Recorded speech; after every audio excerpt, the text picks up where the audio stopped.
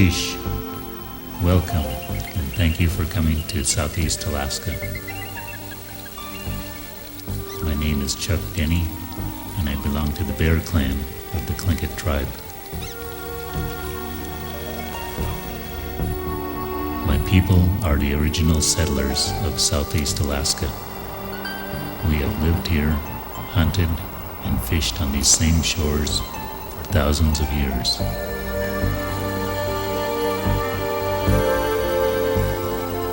Today, this beautiful setting is still our home. We have not forgotten the ways of our past. We are working hard to preserve our heritage, and we are happy to share it with you, your family, and friends.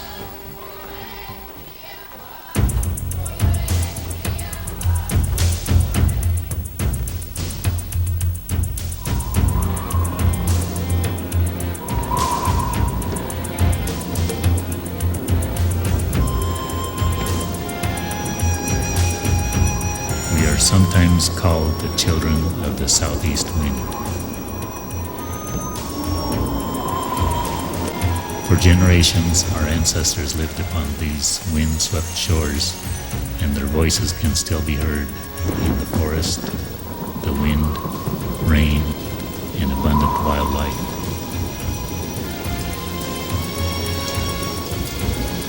If you had been born a Tlingit, you would belong to either the Raven or Eagle clan. When you married, your spouse would have been born into the opposite clan. Under the Raven and Eagle are many other clans. As I am a member of the Bear Clan, others are of the wolf, halibut, dog salmon, beaver, or killer whale. There are over 30 clans in all. Our tribal houses and totem poles distinguish the clan to which we belong. Here in Saxman today, many of these clans are still represented. I'm a Raven. That's my main clan, but I also claim the beaver, the halibut, and the dog salmon. Because through our clans is where a lot of our history comes from. Because it's not like a modern times or I'm a do-it, I just claim to do it. It has a lot more behind, a lot more history.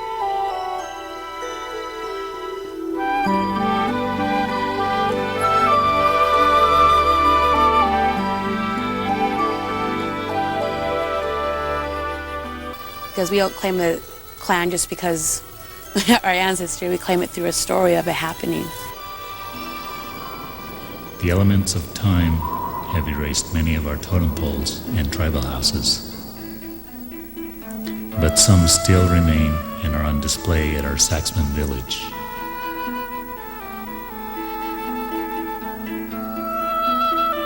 Our artists are producing new totem poles, canoes, and other carved works of art which serve as links to our past.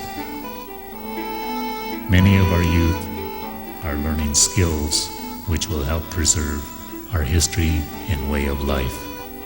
Ever since I was real small, like about 1.5, I was starting to dance. And so my dad would teach me step by step until I actually got it down.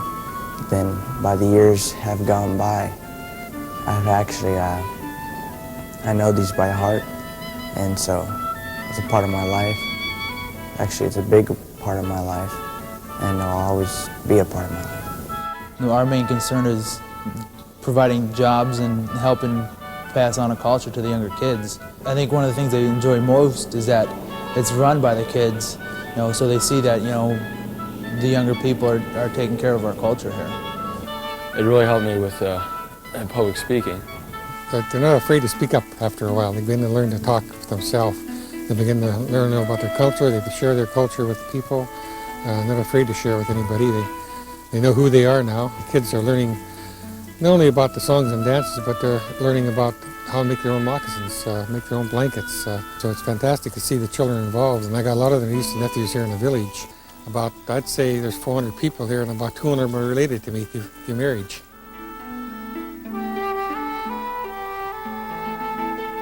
We love to dance and share our culture with visitors from many lands.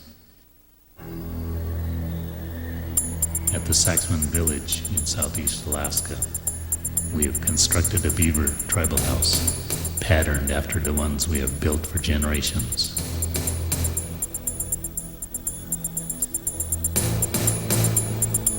It is here where we hold important tribal meetings and a traditional celebration called a potlatch. Now, you may come inside and enjoy one of our traditional dances. Okay, my name's Teresa, and I'd like to welcome you here to our Beaver Clan House. When you first enter a clan house here in southeast Alaska, you can look around you and tell what type of clan house you're in.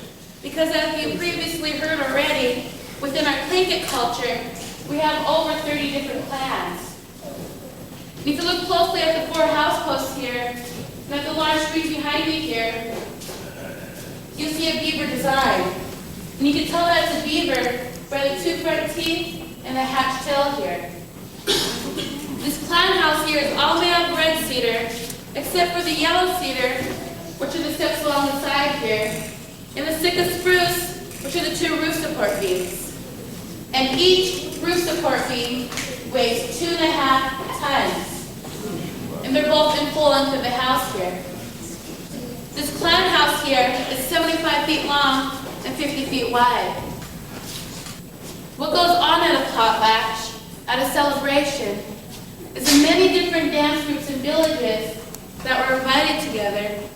They'd all have a chance to share some of each other's songs, dances, and stories. Some of the songs and dances that we share with one another at the different potlatches we'll be sharing with you this morning. Gonna chase the Katihan Hade Kaudi Haya. Yatway Trees had Papaka. Yana Hadiyat Katra, Kafati Hatu, Saxman, Gasmina. Ayat Hakwan Dakra Hatkaha. I go out to the art Hakwan, a Hitis. They do a Sapa Hit, Kate Hit. So thank you for all of you for gathering here. In a minute, I'll bring out the Cape Box dancing. They are called Nahadiyeti, Tlingit. And I said my name in Tlingit is Kafdafat. I come from the village of Klakwan, and Klakwan is my clan house, which is called Kate Hit. Kate Hit means the Thunderbird house. I'm back in my blanket, it's a sign of the Thunderbird.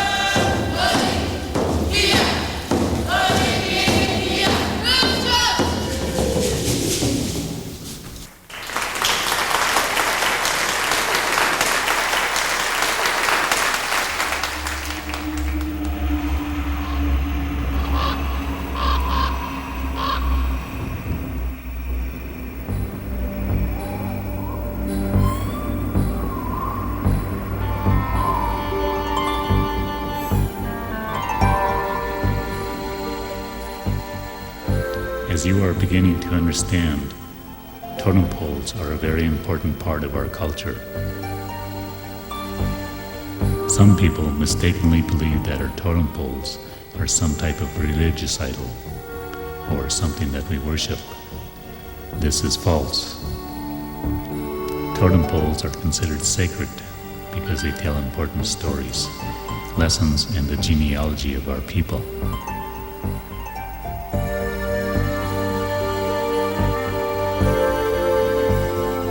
There is so much that can be learned from each one of them. When we look at the totem pole, it's like a book to us. Of course, we're not going to read it and know what the story is right offhand, because most of our culture is done orally. It's done by word of mouth.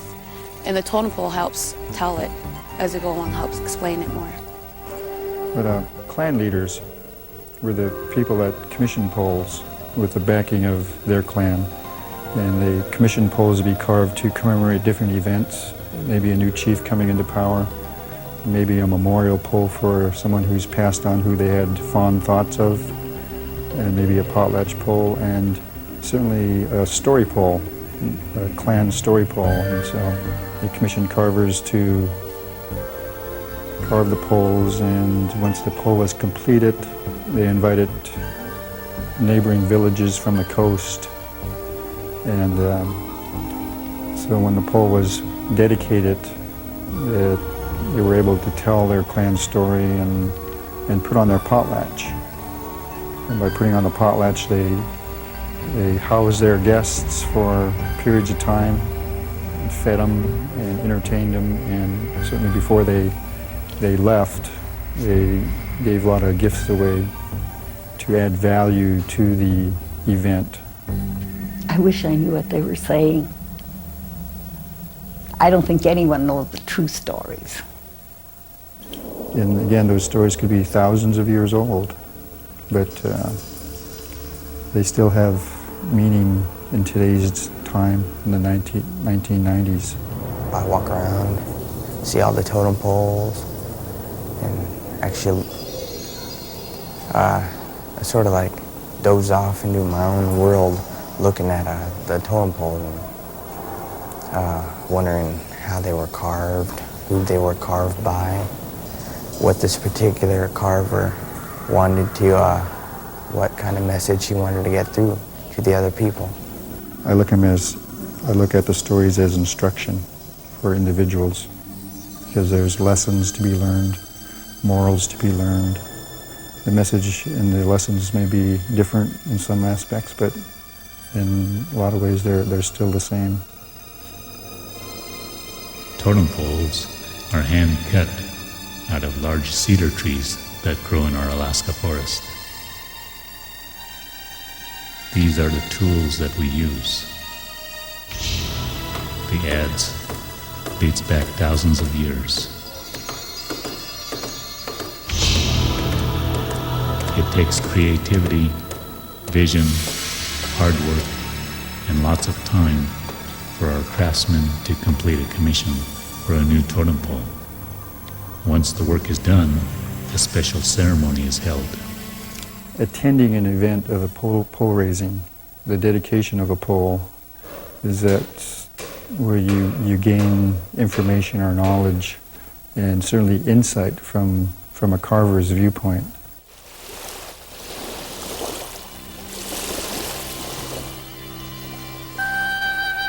Our people established the Saxman village near Ketchikan in 1885. We moved here from across the sea in large cedar canoes. The old Cape Fox village is located on the mainland, 80 miles across the water.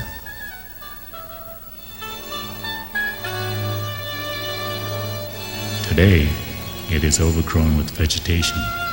The trees have grown tall, and the elements have reclaimed the tribal houses that once stood here. Only a few crossbeams remain standing of the original Cape Fox village. This village was just one of many we inhabited throughout southeast Alaska. At one time, this entire region was completely ours, and it covered a vast geographical area including the beautiful Misty Fjords National Park. To this day, when we travel to this location, it is like coming home. Misty Fjords National Park is a sacred, reverent place that we love to visit often. Please enjoy this brief tour of Misty Fjords National Park and surrounding area.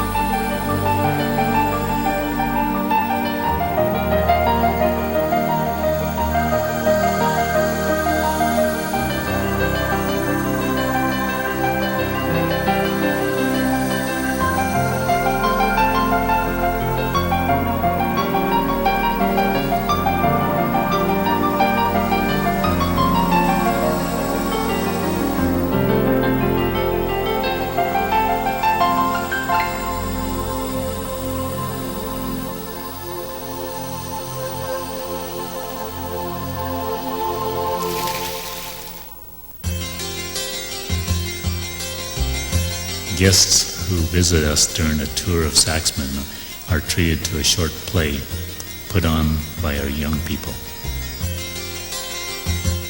Our youth start at a young age, learning our dances and traditions.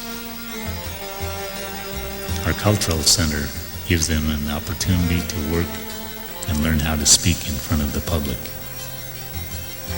These young people that are functioning in the building up here, they're learning a lot of things, like how to meld in with the other people.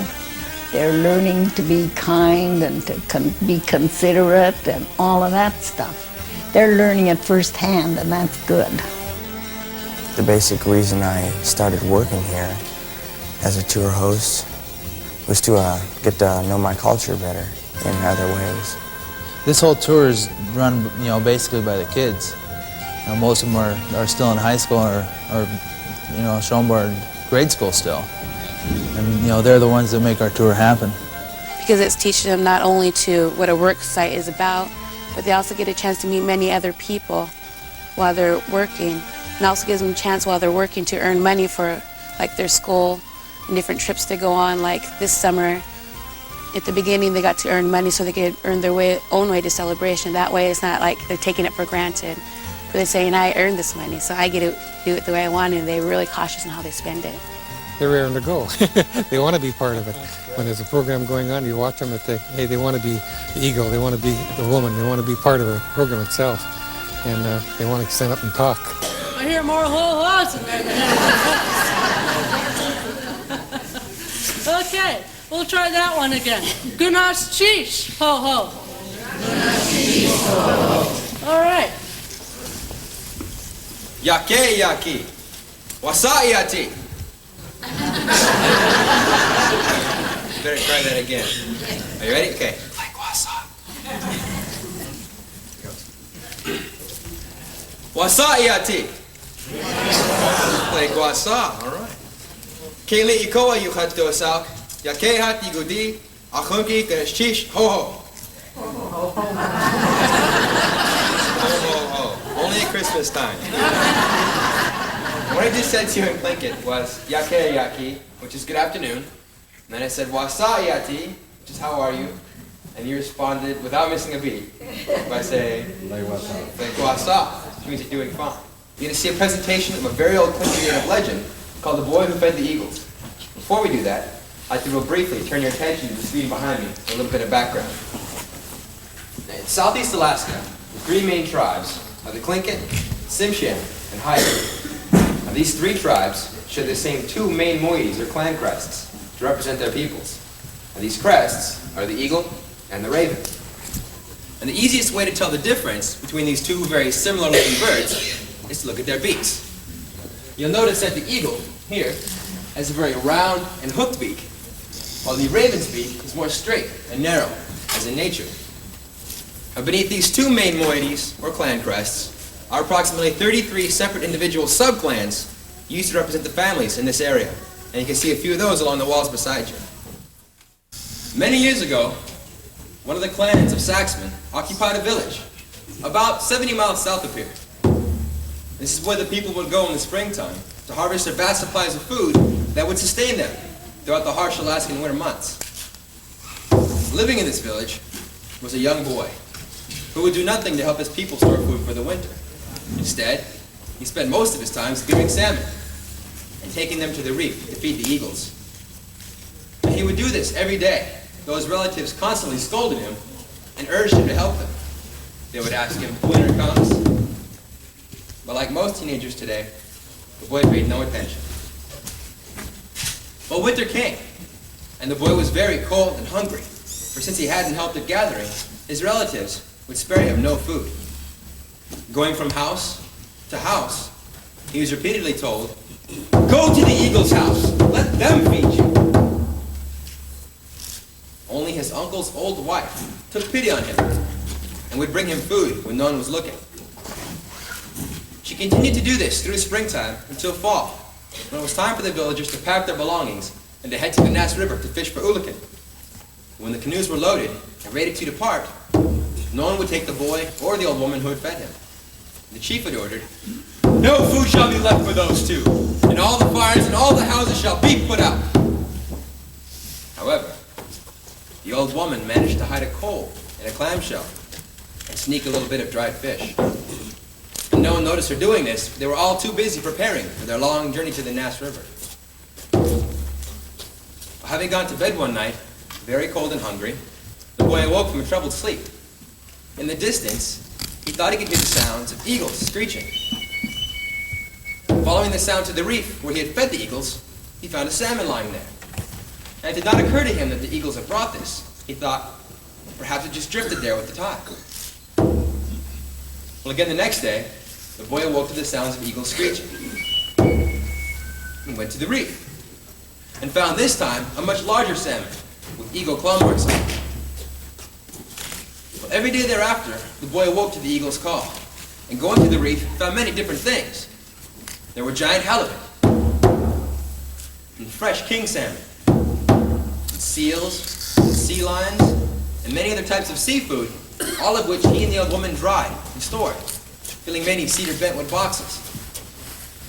In the meantime, the villagers in the Nass were starving, for the Ooligan run was late. To understand, much of the year's supply of food must be gathered in the spring and summer months, so they must make a large catch to feed their people throughout winter. Well, the chief began to regret leaving the boy and the woman back in the village, thinking surely hard times had hit them as well, that the two would probably starve to death by now. So he sent a slave woman back to the village to check on the two. When the woman arrived, the boy greeted her and welcomed her to the largest house in the village, gave her many fine and wonderful food to eat, told her to take no food with her, only to tell the chief that he and the old woman were still alive. When she was ready to leave, the woman took a piece of seal fat, tucked it away in a blanket, and set off for the Nass. When the woman arrived back at the Nass encampment, she told the chief what she had seen, that the boy and the woman were still alive, but there was no mention, as instructed, of the many stores of food the two had gathered. Well, late that night, the woman's baby began to cry, so she pulled out a piece of the seal fat and fed it to her child, who then began to choke. Not knowing what to do, she panicked and brought the child to the chief's wife, who then placed her fingers down the baby's throat and pulled out the piece of fat. And the woman now knew she had to tell the chief what she had really seen and just how well the boy was prospering. When the chief heard the news, he was furious. He ordered his people to pack their belongings and to head back to the village. His youngest daughter he dressed in fine linens and ornaments of abalone and copper to make her more attractive to the young boy. But his eldest daughter, who was more important to his family and of higher rank in the Tlingit culture, he dressed in older clothing and rags, for he did not wish to part with her. When the people arrived back at the village, many of them were so hungry that they cupped their hands to the water and drank of the oils that drifted to sea from the many remains the two had left upon the shore. Only the eldest daughter sat quietly by and would not drink from the waste in the water. And though his relatives begged him for food, the boy would not allow them to come ashore and give them no food until they promised all of their belongings to him in return. For a time, the boy became a very wealthy young man and was chosen chief, and presented with a ceremonial headdress only chiefs are allowed to wear, called a shakyet. Later, married the chief's eldest daughter, who had not stooped to drink the waste from the water. And this is why today, we use the Eagle clan crest here in Saxman. Here's Chief. Thank you.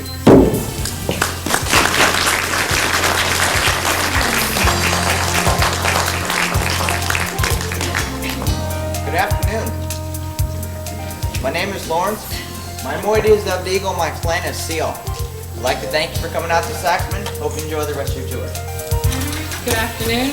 My name is Laura. My moiety is of the Raven. My clan is Lee. I'd like to thank you for coming out to Saxman. Good afternoon. My name is Marvin. I'm a Tlingit native. My moiety runs under the Raven. My clan is the Dogsam. I'd like to thank you all for coming. Hope you all enjoyed the boy with that eagle. Thank you. Before I leave, I should tell you one more thing. When we turn our backs to you, we mean no disrespect. This is traditionally how we would introduce ourselves to you. We would show you our clan crest displayed upon our robes, and this is how we introduce ourselves to you today. So again, good as Chish. Please enjoy the presentation. Thank you very much.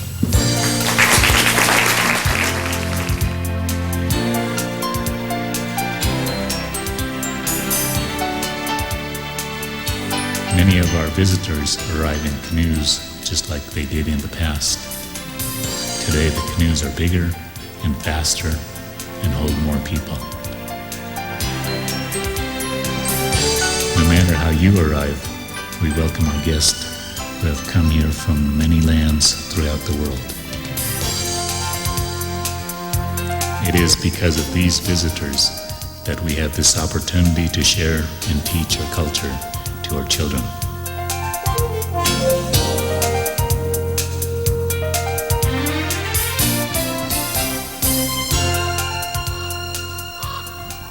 So our song next is going to be, our dance is going to be called a Wild Man. Always brought back by his family, through love of his family. You know, the love for your nephew, your children, your niece is very strong. And that's what brings the wild man back. It takes time, but through family's love, they bring him back into the village. So this time we give you a wild man dance.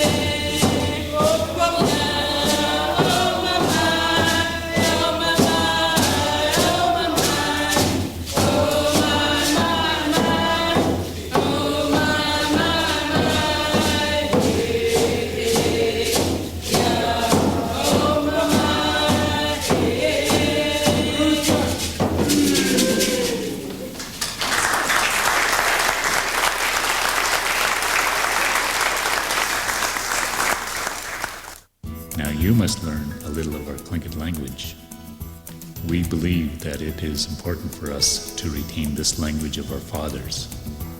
Today, many can speak and understand it. Like if you wanted to say yes, you could just sort of like mumble, and that means yes, and no means like. That's how all of you are doing today. I'm asking all of you are.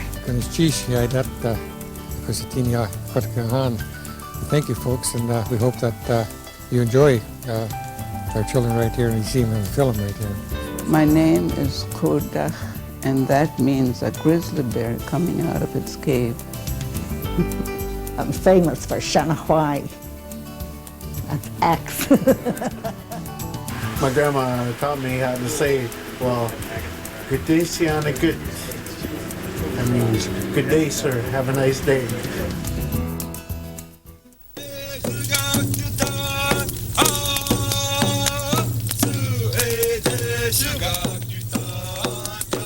In 1895, our people who lived at Cape Fox Village on the mainland understood that the world was changing and that they could no longer remain isolated from everyone else. They wanted to take advantage of medical help, the Christian faith, and the schools that were springing up in the Ketchikan area. After much deliberation, the elders of our tribe decided that they must move to the Ketchikan area and establish a new village named Saxman. While we were away in 1899, a group of explorers came upon our Cape Fox village and found it deserted. These were some of the pictures that they took showing the beach lined with cedar tribal houses, with totem poles in front, identifying the families and clans who lived there.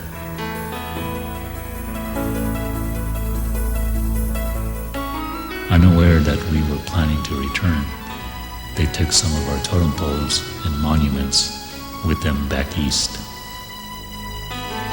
We did return in 1930 to bring back many of the poles which were still standing and brought them here to Saxman, to our village, where everyone can enjoy them.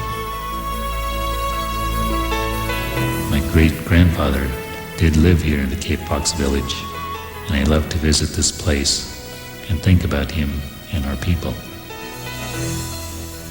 The wind and rain have taken back most of what was once here. But we still love to come back here by floatplane or by boat.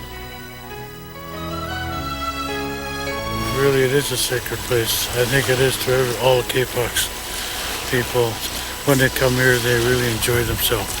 As we're sitting on the beach here, you can actually feel the presence of people that were here.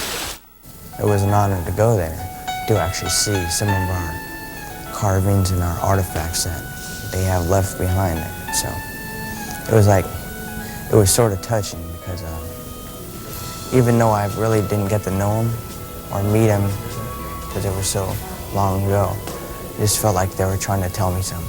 They were teaching me something. When I come here, I'm just so happy like I'm coming back home, which is my great-great-great-grandmother's. It's a very beautiful place. It's very nice. I'm very proud to be back here.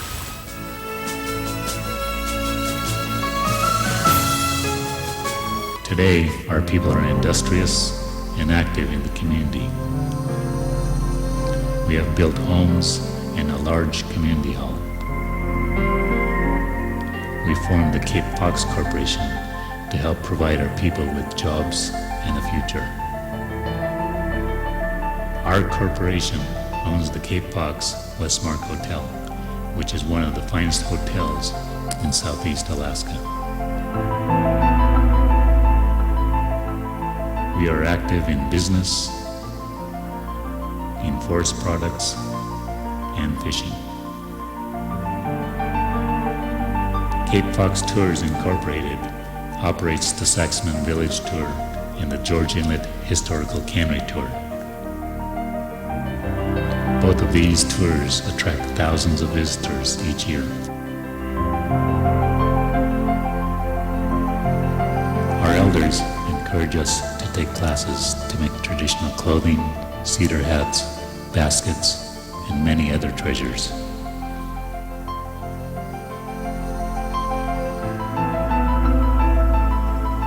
We like to prepare and eat salmon the way we always have.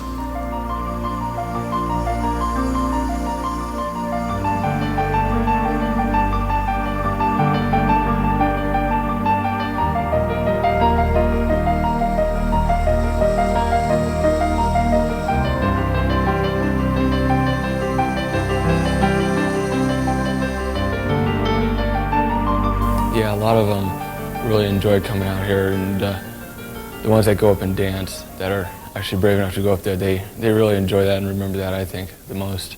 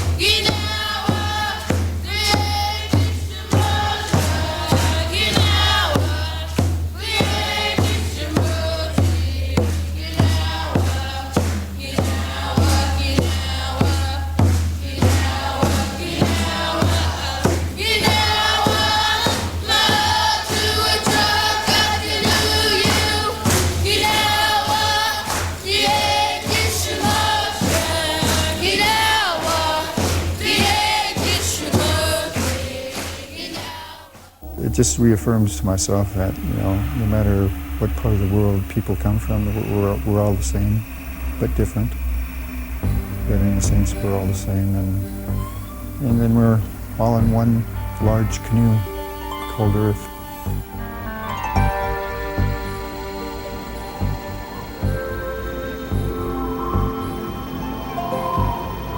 Thank you for taking the time to visit us.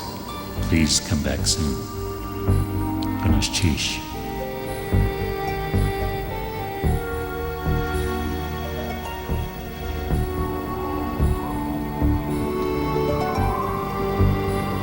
The eagles and ravens are our friends.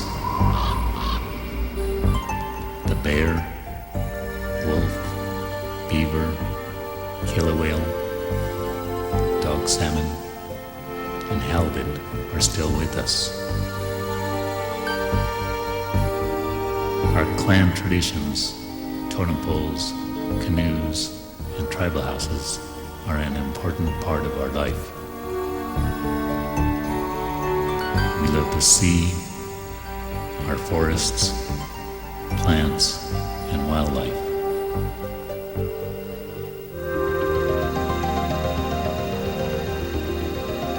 We have not lost touch with our past. It is the secret of our future. We are the children of the southeast wind.